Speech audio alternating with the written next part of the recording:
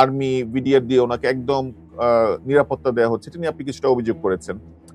আপনি এটাও বলেছেন যে আমি পার্সোনালি ফিল করি রাষ্ট্রে আমার যে অবদান আছে সেটার 50% আমার প্রতিদ্বন্দ্বী প্রার্থীর নেই, তারেক রহমানের।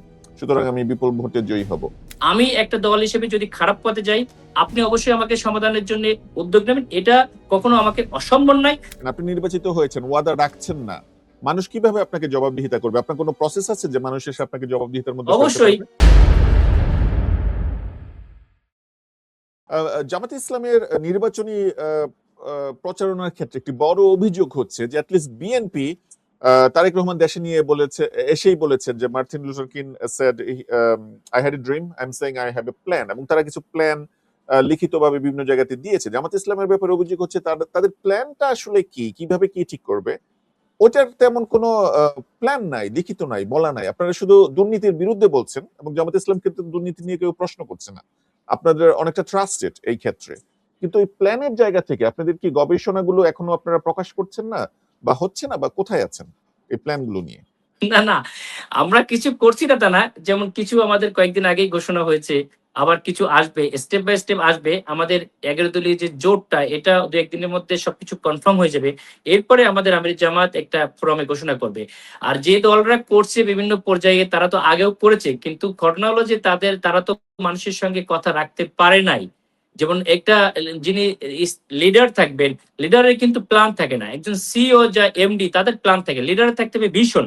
সুতরাং আমাদের লটস অফ ভিশন আছে, নেতৃত্ব পর্যায় থেকে ভিশন দেখাতে হয়, প্ল্যান নিয়ে কিন্তু কাজ হয় না। আপনাকে অবশ্যই একটা ভালো ভিশন থাকতে হবে যে আমি কি করতে চাই। আমরা অবশ্যই জাতিকে একটা ভালো দিকেই নিয়ে যাব। জামায়াত ইসলামীর আমির ডাক্তার শফিকুর রহমান, আপনারা দেখেছেন যে সেই 5ই আগস্টের পরেই যখনই দেশের একটা বড় ক্রান্তিকাল এসেছে, উনি মোটামুটি ডিসিশন খারাপ নেন নাই। আমরা আশা করি, এবং আপনারা যেখানে আছেন, আমরা কিন্তু আপনাদের সঙ্গেও সমন্বয় করছি, ইউএসএ থেকে, ইউকে থেকে, পুরা। এখন তো গ্লোবালাইজেশনের যুগ, সুতরাং আমরা চাচ্ছি যে আমার দেশটা কিভাবে সবচেয়ে ভালো সার্ভিস পেতে পারে। অতীতের এই পচা ডার্টি পলিটিক্স আমরা আর এস্টাবলিশ করতে চাই না। ক্যাম্পাস গুলোতে আমরা লাশ দেখতে চাই না, আমরা আর গণরুম দেখতে চাই না। আমরা দেশের একটা সুস্থ ধারার রাজনীতি দেখতে চাই, একটা সমৃদ্ধ বাংলাদেশ গড়তে চাই, যেখানে বৈষম্যহীন একটা বাংলাদেশ পাবে, মানুষের প্রত্যেকের তার সম্মানের জায়গায় তার সম্মানটা পাবে, যেটা দেশ থেকে উঠে গিয়েছে। জি, আপনি সম্মানের কথা বলছেন, আমরা অনুষ্ঠানের একদম শেষ পর্যায়ে চলে এসেছি। 3 মিনিটের মধ্যে আমি আপনাকে কয়েকটা বিষয় প্রশ্ন করতে চাই। আপনি সম্মানের কথা বলছেন, আপনি এর আগে অভিযোগ করেছেন যে আপনার যিনি প্রতিদ্বন্দ্বী প্রার্থী আছেন জনাব তারেক রহমান, উনি, আপনি বলেছেন বেশি নিরাপত্তা পাচ্ছেন, আর্মি বিডিআর দিয়ে ওনাকে একদম নিরাপত্তা দেওয়া হচ্ছে, এটা নিয়ে আপনি কিছুটা অভিযোগ করেছেন। আপনি এটাও বলেছেন যে আমি পার্সোনালি ফিল করি রাষ্ট্রে আমার যে অবদান আছে সেটার 50% আমার প্রতিদ্বন্দ্বী প্রার্থীর নেই, তারেক রহমানের। সুতরাং আমি বিপুল ভোটে জয়ী হব। তারেক রহমান তো আপনার বিরুদ্ধে কোনো বক্তব্য দেননি সো ফার, আপনি কেন ওনার বিরুদ্ধে বক্তব্য দিচ্ছেন? আপনি যে সম্মানের জায়গায় বলছেন, বা পলিটিক্যাল পার্টিদের মধ্যে রেসপেক্ট, আপনার এই বক্তব্যগুলো কি সেটা আছে?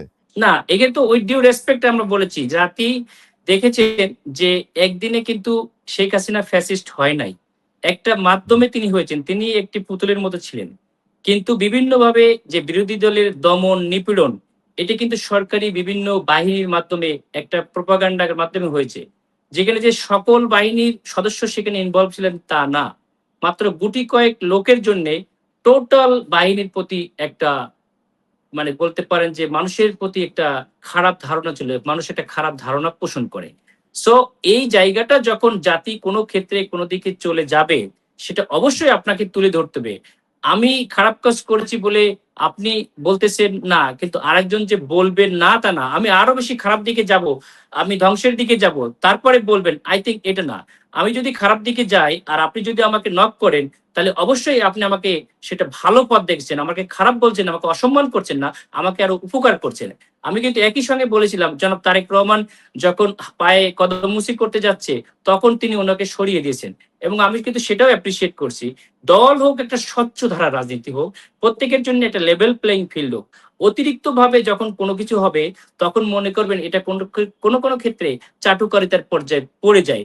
আমি একটা দল হিসেবে যদি খারাপ পথে যাই, আপনি অবশ্যই আমাকে সমাধানের জন্য উদ্যোগ নেবেন, এটা কখনো আমাকে অসম্মান নয়, বরং আপনি আমাকে সম্মানিত করছেন এবং আমাকে কারেকশনের জন্য আহ্বান করছেন। আমি যদি সেটা থেকে উপকৃত হই টাইমলি বলে, তাহলে জাতির কাছে বরং আমি আরো বেশি সম্মানিত হব।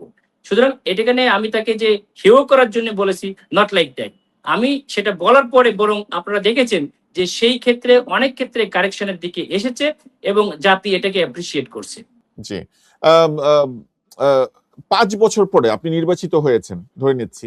৫ বছর পরে আপনার এলাকার ভোটাররা বলবে যে ডক্টর খালিদ আমাদের এমপি ছিল, আমরা এটার জন্য কৃতজ্ঞ, আমরা অনেক উপকৃত হয়েছি।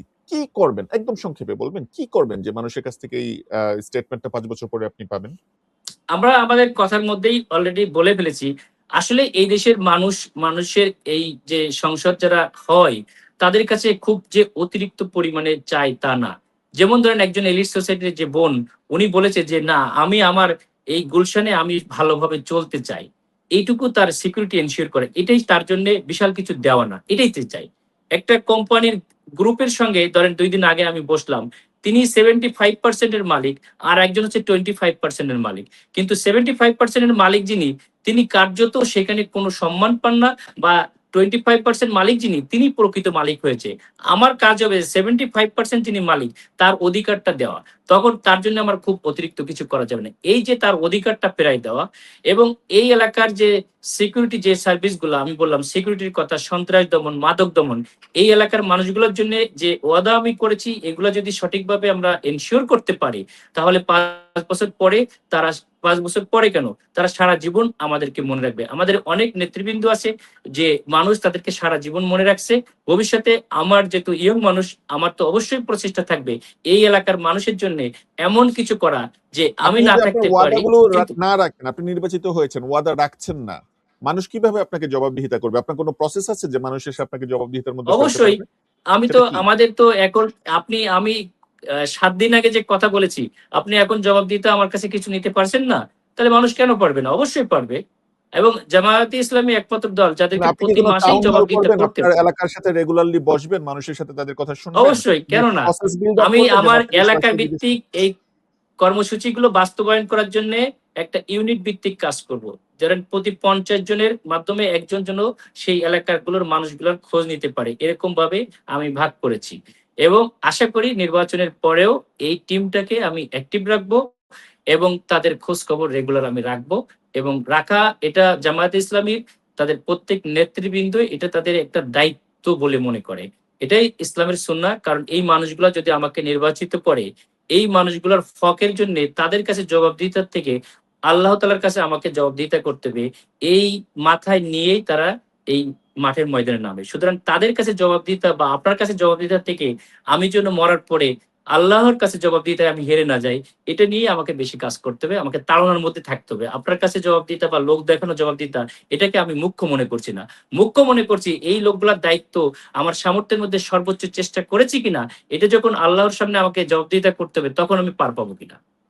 জি, ৩০ সেকেন্ডে ঢাকা ১৭ থেকে আজকে যারা এই অনুষ্ঠানটি দেখছেন এবং ভবিষ্যতে দেখবেন, তাদের জন্য আপনার কোনো মেসেজ বা বার্তা আছে?